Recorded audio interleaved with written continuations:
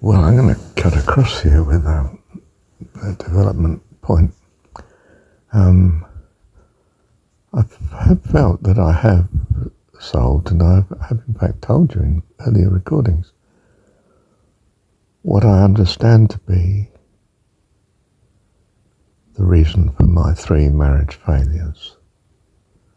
And you might think, well, I'm not sure what you'll think, but I'll just tell you what I think, first of all. That I did put my wife first, always. I didn't think this was... Well, I thought this at the time. I felt we were Christian and this was what was right. And in a sense it was. I needed to be married. And to find out that, according to simple scripture, but a married man pleases his wife. He doesn't actually put God first.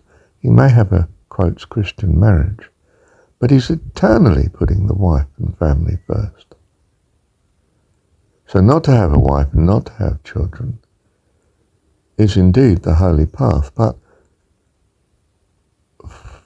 for some who are ready for it, but a bit like Paul argues, for those that are not, you only need marriage.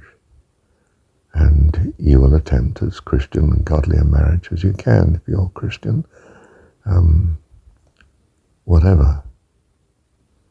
But you will learn in the end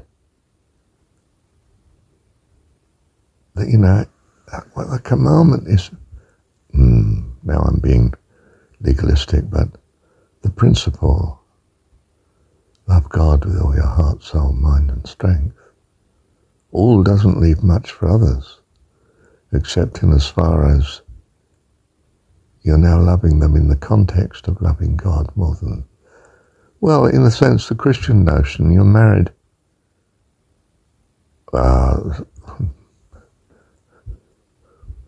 One of the notions, vying for leadership in it, but is that we're married to Christ. So you don't get married. Well, that's a Jesus thing. I mean, that puts Jesus first, and that's almost as bad as putting the wife first, And I don't mean putting the wife first is bad. I mean, one does it with a pure heart and good intention and loving kindness, but in the end, I think it's the case.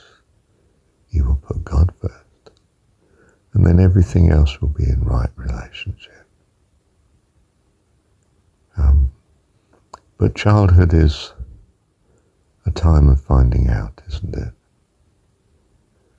Thank you, Heavenly Dad, for your grace and loving kindness and bearing with us as a wonderful parent in our childhood, here, in this world. Love you, Heavenly Dad. Thank you, Dad.